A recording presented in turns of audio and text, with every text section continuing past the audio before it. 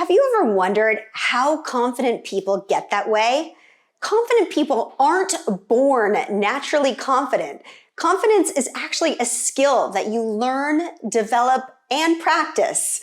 Yes, it's true. It is a skill that you can continuously develop through constant practice. Stay tuned. Today on Moxie Talk, we will discuss and unpack 5 ways you can build confidence.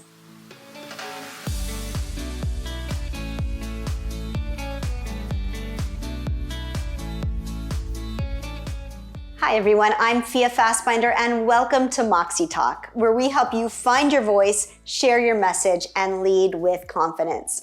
Now, before we get started, if you are watching this on YouTube, make sure to hit that alert button so that you get notified of all my new videos. And make sure also to subscribe to our channel. Now, speaking of confidence, as Aristotle once said, you are what you repeatedly do. One of my favorite quotes. Or as I like to say, confidence is the side effect of hustle. So if we are what we repeatedly do, can we do the things that confident people do to become more confident? I 100% believe that this is true. And I've experienced this not only in my own life, but in my work with clients, helping them to have more confidence in their public speaking. I believe it so wholeheartedly that I built my entire company around a word that means confidence, which is Moxie. So how do you start to become more confident? And what are the things you can do to build confidence? Now, I've boiled it down to 5 habits to build confidence and stay confident in your life. So before I launch into those 5 habits, first, confident people do things differently. It's true. It is a mindset. First of all, they understand, and I've touched on this in previous videos, but confident people understand that there is a difference between self-confidence and self-worth. Our self-worth should be untouchable. It should be bulletproof. We are all born worthy of love, worthy of self-acceptance, and worthy of joy. These are birthrights. Self-confidence is different. Self-confidence is a skill. It's a muscle that must be worked out and trained daily.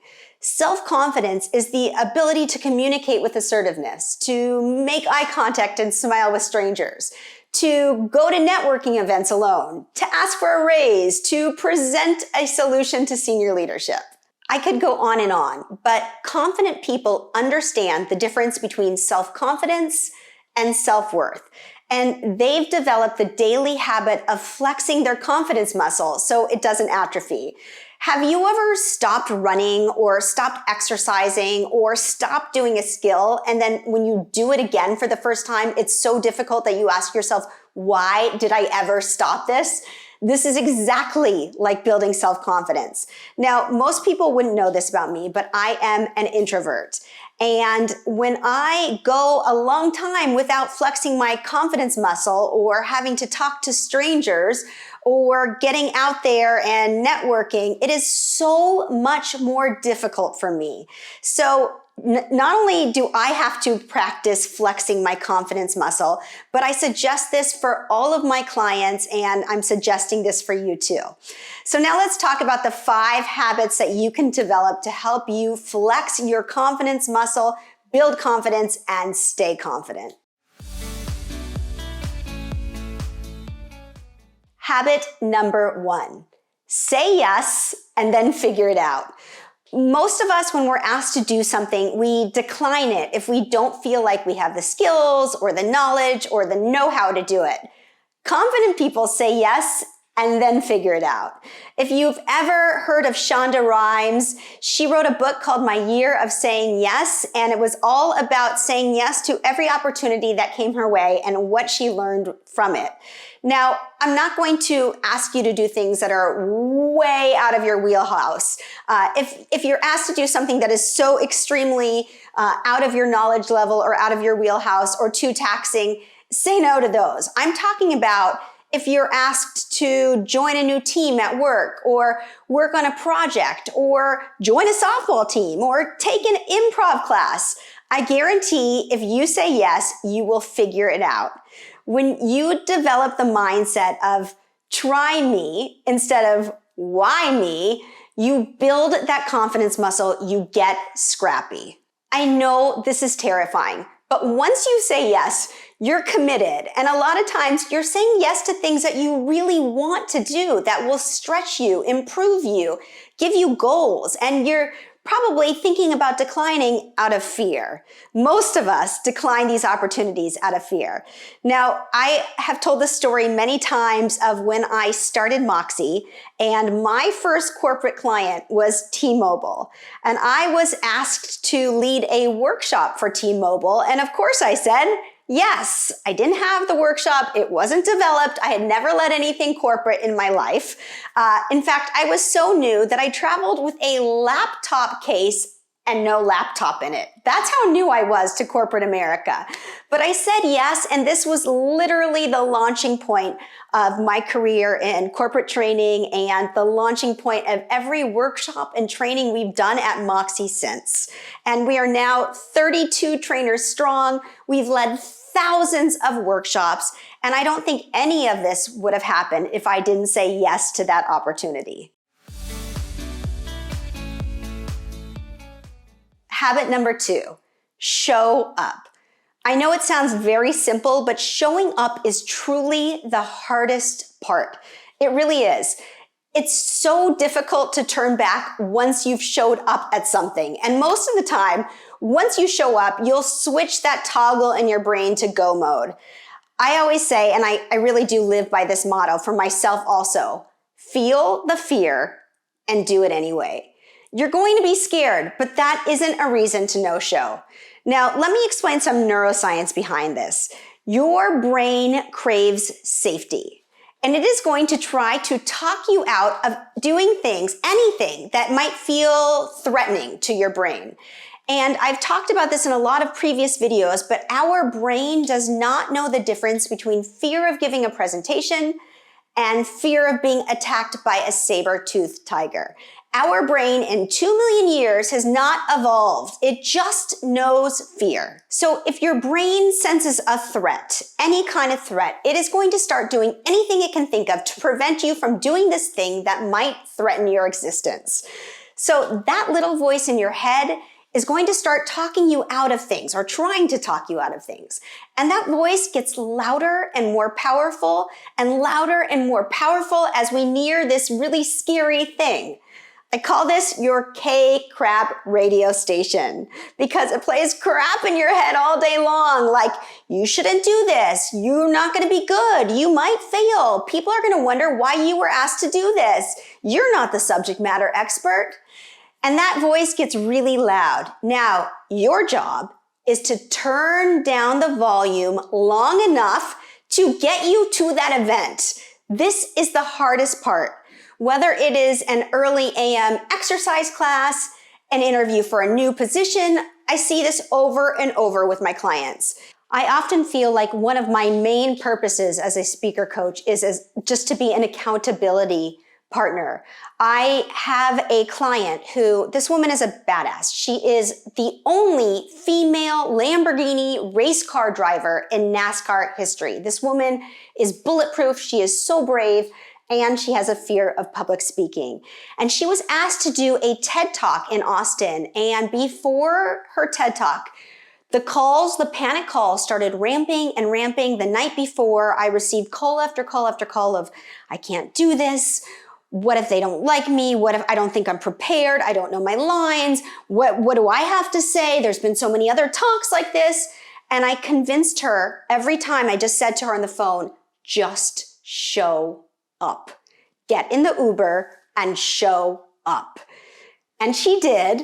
And her talk was so wildly successful that people lined up out the building to talk to her after the talk, that everybody wanted to hear her story. It was so inspiring. Showing up is often the hardest part.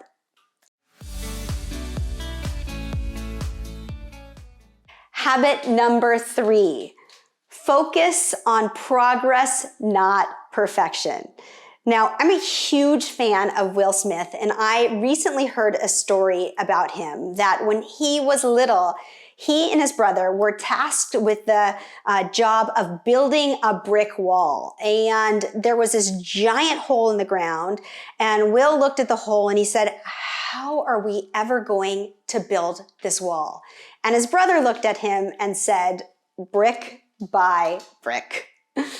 This is so true. We are such perfectionists. And when we get perfectionism like this, it's a serial killer to everything we want to try. I mean, we say things to ourselves like, I'm not perfect. Why should I even try? Or it wasn't perfect. Why should I keep going? Or I'll never be as perfect as those people. What is perfect? Who is perfect? What does that even really mean? I say to my clients over and over and over, dare to suck. Everybody sucks when they first start. And if you keep going, you literally just suck less and less every time.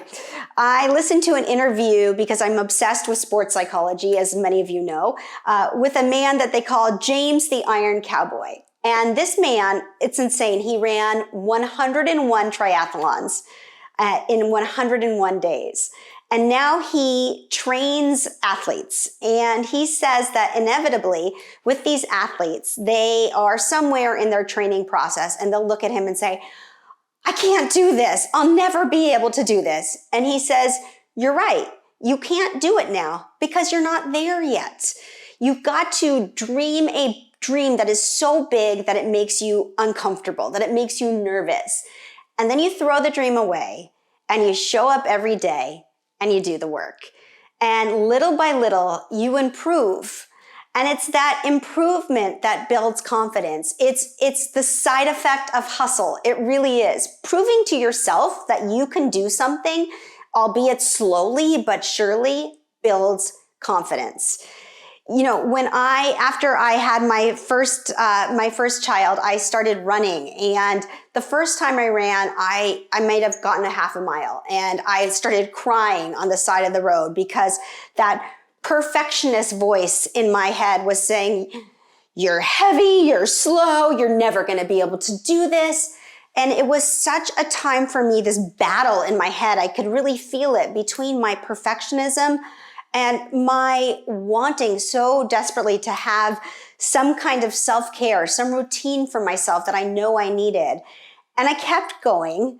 And eventually I was less and less slow, less and less heavy, and I was able to start running half marathons, which I know for a lot of people might not be a huge accomplishment, but for me it was a really big accomplishment. And because I wasn't a runner before this, it was really one of those times in my life where I had to say, I'm going to keep going. I'm not going to give up. I'm not going to be perfect, and I'm not going to give up. And I work with clients all the time who catastrophize or say something like, why should I keep going? I'm not as good of a speaker as, speaker A or speaker B. And I have to just keep saying, show up and do the work. I recently heard a saying, which I love, that is, when you keep going after your goals, you turn ceilings into floors. Because what you thought before was the top, I'm never going to be able to do more than that, becomes your baseline. And this is true. This is what happens when you keep going. Habit number 4. Failure is not the opposite of success. Failure, it's a rung on a ladder to success. Failure in life is inevitable. And the only thing worse than failure, in my opinion, is regret. We all live with so much fear of failure, myself included, and it paralyzes us from moving forward. Fear of failure and fear of not being perfect. But here's the thing. We all fail. And as human beings, we learn from failing, as difficult as that is. Unfortunately, we do. We learn when we fail. We learn when we make mistakes. And every confident and successful person will tell you stories of their failures on their journey to success. Big failures, little failures. Listen to an interview with any successful person and they will tell you about their failures. In fact, one of my favorite questions on one of my favorite podcasters, Tim Ferriss, a question he asks his guests every time is, tell me a story of a time you failed. It's such a good question because we all have this like vision in our head that these confident people were just born confident and they go through life, breezing through life confidence, but it's so not true. Confident people fail, they just keep going. Speaking of Tim Ferriss, he has this great exercise that has helped myself, it has helped many of my clients, called fear setting. And it can be a really helpful tool for you if you're beginning to talk yourself out of doing something because of fear of failure. And basically, this exercise involves asking yourself, what's the worst thing that could happen? And is it really so bad that I shouldn't even do this thing? Probably not. Now, of course, if the thing that could happen is like death or, some really horrible physical injury, then you might want to rethink it. But for most of us, we catastrophize these events in our head. We think things like, what if they boo me off the stage? Or what if they point at me? Or what if I'm told you'll never eat lunch in this town again? We worry about things that most of the time never happen. One of my favorite quotes that I have in my office, right on my desk, is a quote by Hillel, and it is, I get up, I walk, I fall down. Meanwhile, I keep dancing. Confident people know that there will be setbacks and failures, some big ones, some small ones, but they don't let that stop them. Now, I heard another interview with a very famous tennis coach who said that you can look at your failures and your success in the law of threes, which is a third of the time that you go after something big that you really want, you're going to fail. A third of the time, you're going to be successful, and a third of the time, it's just going to be okay. If you're failing all the time, you're trying to go too fast, and you're putting goals in front of yourself that are too big. At least at first. If you're successful all the time, you're not challenging yourself enough. So that law of threes is something really to keep in mind. And when I work with clients and we are in the rehearsal phases and the last phases of helping them prep for any high stakes presentation or keynote opportunity, if they have a bad rehearsal, I always remind them of this law of threes. It's going to happen. It has to happen. Failure is inevitable. And we've come to habit number 5. In the words of Winston Churchill, never, ever give up. Don't stop. You can go as slow as you want, but you can never drop out. Because when you do drop out, when you give up on yourself like that, it is the opposite of confidence building. You literally are letting yourself down. Now, I'm not talking about giving up on a relationship that's toxic or giving up on a career path that's not right for you. I'm talking about giving up on a goal that you want so badly for yourself because it's not going as fast as you want, or there's been setbacks, or you failed. There's something that I tell my clients all the time that desperately want to be better communicators, which is a goal without action is just a wish. So if you have a goal, keep chugging away. This is what confident people do. And before you know it, 1% at a time, you'll get closer to achieving that goal. Now, I know for myself as a female entrepreneur and the founder of a public speaking company, there have been many times where I wanted to throw the towel in, where I wanted to give up because Moxie wasn't building as quickly as I'd like it, or we weren't as big as all these other companies, or we didn't have as many marquee clients. There were many times where I thought to myself, it would be so much easier just to go back to doing something safe and comfortable. And of course, I didn't give up. Sometimes I go to bed going, I'm done with Moxie, and I'll wake up the next morning and say, okay, let's do this. That is what confident people do. They keep showing up, they keep going, they don't give up. So there you have it. 5 ways to build confidence in your life. If you benefited from this video, if you found value in it, please make sure to share it, like it, subscribe to our channel. And if you want to know more about the confidence building work that Moxie does, check out our website at moxieinstitute.com. Until next time, remember to lead boldly, live brilliantly, and speak with moxie.